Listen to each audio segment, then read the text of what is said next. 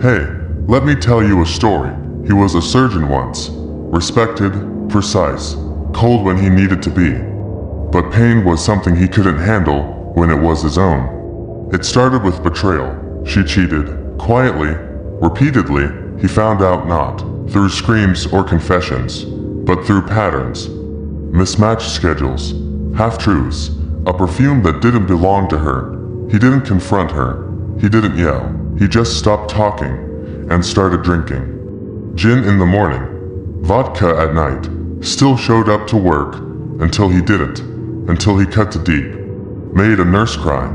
Forgot which lung he was supposed to remove. They fired him, gently, officially, but he didn't care. He packed his tools, the ones he never used in front of people, and left. He moved to the edge of town, found a house no one wanted, with a basement that breathed mold and silence. Reinforced the walls, layered everything in plastic, not to stop the blood, to stop the sound. He didn't want the screams echoing in his head.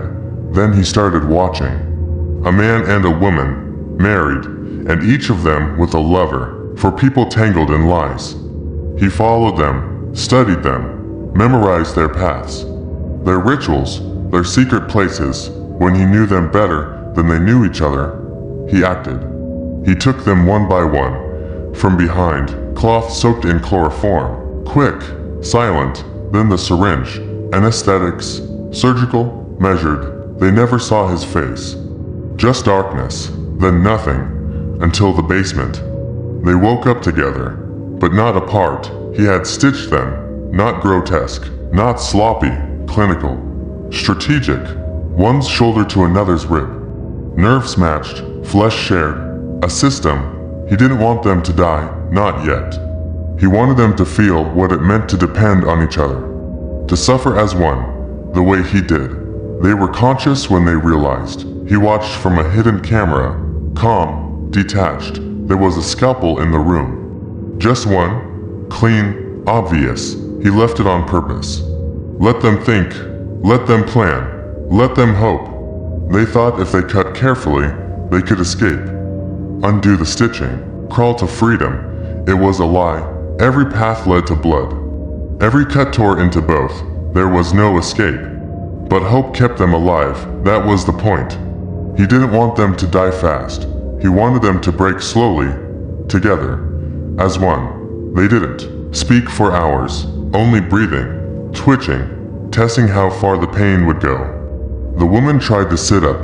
The man screamed. Another one moved her leg. Someone else bled. They began to understand. Every motion was shared. Every escape hurt someone else. And the scalpel stayed untouched until the first one broke. He tried to cut, not deep, just enough to loosen skin. But the pain came back stronger, like it echoed between them. Blood hit the floor. It wasn't dramatic. Just a line, a smear, but it changed everything. They knew now. They weren't stitched. They were merged. He had studied them. Not just socially, anatomically, their organs, their weight, their chemistry. He had drawn maps, calculated angles, matched tissue types. This wasn't revenge. It was design. From the monitor upstairs, the surgeon watched, not with joy, with silence. This was not about punishment. It was observation. He wanted to see how long they would keep believing in a way out. Hope was the anesthesia now. That scalpel in the middle of the room became the devil's bargain. They fought over it, then cried over it, one threw it. Another begged for it back. By the third day, they began whispering, plans, schedules, who cuts who holds the skin, who screams first. The surgeon listened, always watching. Their faces were gray, wet, shaking, but alive. The kind of alive that doesn't last long. He had rigged the room to smell like clean metal, to feel sterile, but it wasn't a hospital. It was a theater, a place for slow failure. On the fourth night, someone used the scalpel again. This time, deeper, measured. It looked surgical, until the blood didn't stop. They pressed against the wound, but the pressure tore another seam. Panic spread, like fire. Everyone moved, everyone bled. One screamed so loud the camera cracked from feedback. He smiled then, the only time, just once. He stood up, grabbed his keys, locked the door, drove to town, a warehouse, old, abandoned. He spilled gasoline, lit a flare, walked away. The fire would call the engines, the cops, the noise. He drove back through the back roads. His house now smelled of death. The basement below still whispered, but he didn't go in. He poured more fuel. On the walls, the ceiling, the staircase, he knew they were still alive, barely, but they were moving, crawling, trying, still hoping. That was the moment he struck the match. When they were at the edge, when escape still felt real. Flames climbed the walls. The house screamed before they could. He didn't watch it burn. He just left. The fire took everything. No one came in time. The warehouse downtown had already pulled the fire trucks. By the time they reached the house, it was a black skeleton. The structure collapsed in minutes. No survivors. No screams. Just smoke. The fire chief said it was the hottest blaze he'd seen in years. Accelerants everywhere. Heat so strong the foundation cracked. But it was what they didn't find that made it worse. No bodies. Not even bones. Just melted plastic. Charred metal. Ash where organs should have been. They searched for days. Sifted through ruin. Found nothing. No identities. No evidence. Just burn. The media spun a story. A man found out his wife was cheating. Lost control. Killed her. Killed her lover. Killed the man's wife too. For victims, one house, one fire. Closed case. Murder-suicide. People nodded. Said he snapped. Said grief can do that. But it wasn't grief. Not the kind they imagined. The surgeon didn't grieve. He calculated. They never even knew he existed. The victims were buried as best they could be. Empty coffins. Memorials with no remains. Families cried over smoke and speculation. No one questioned the story. It made sense. For liars. One explosion of guilt. End of chapter. But upstairs, above the ashes, beyond the reports, the truth was quiet. The camera footage was gone. The man himself was gone, and no one ever checked the clinic records. The surgeon had wiped his name months before. Deleted his files. Burned his license. His trail ended before the fire ever began. Somewhere far away, he watched the news, a bar, a screen with subtitles. People drinking, laughing, talking about other things. He just sat, still, dry, watching the faces, watching how easily they moved on. In the town he left, the pain faded. Houses were rebuilt. The road to the burned house got overgrown. The field was silent. The basement collapsed in on itself. Time did what time always does. It buried everything. But the surgeon didn't stop. He didn't disappear. He adapted. A new name. A new address. A new city. Different coat. Same hands. Same tools. He didn't look angry. He didn't look broken. He just looked empty. A vessel. Waiting for the next reason. The next fault. The next weakness. Somewhere out there. Someone is already being watched. Someone cheating, lying, laughing, and they don't know he's out there. They don't know he has a basement again. They don't know he never stopped sharpening his blades.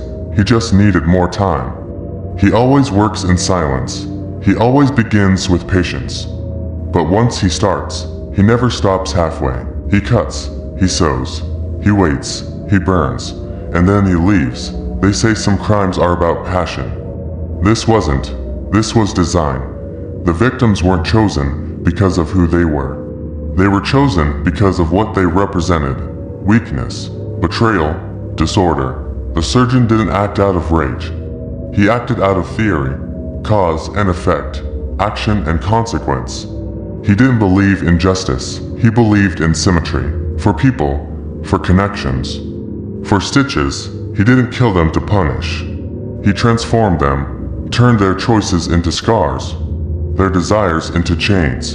They weren't just people to him. They were a lesson, a system, a formula. They gave each other pleasure in secret. So he made them suffer in union, made them breathe together, bleed together, die together. The scalpel wasn't for escape. It was a mirror. The basement wasn't a prison. It was a confession. And the fire wasn't to destroy evidence. It was to erase them, fully, without memory. Without a trace. The world never knew what really happened. But he did. Every second, every cry, every drop of blood, logged in his mind, burned into his nerves. He didn't forget. He didn't regret. And he didn't stop. Somewhere else, in another place, a door is already being reinforced, a floor covered in plastic, a camera installed behind a ceiling vent. He doesn't rush. He learns, observes, predicts. He knows the way people cheat. He knows how they lie, how they smile while planning to betray. He studies routine, watches, patterns, finds fractures. He never uses violence to take them. Only silence, chemicals, calm. He's not a monster. He's a method. The last one never saw him coming. Left her lover's apartment at 2:14 a.m. Took a shortcut through the alley. Thought she heard something, but didn't react until the cloth touched her face. Now she's quiet, breathing slow, heartbeat stable. He's adjusting the dosage, checking her eyes, making notes. Her anatomy will guide the next build. He's not sure how many he'll need this time. Maybe 3, maybe 6, depends on what they've done, but he'll find them.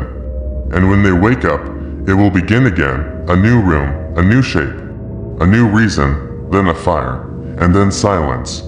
That's all that's left. Not because he hates, not because he suffers, but because this is what he became. What the world made him, what no one saw coming. If you found this story worth hearing, consider subscribing. Some stories never make the news, but they still deserve to be told.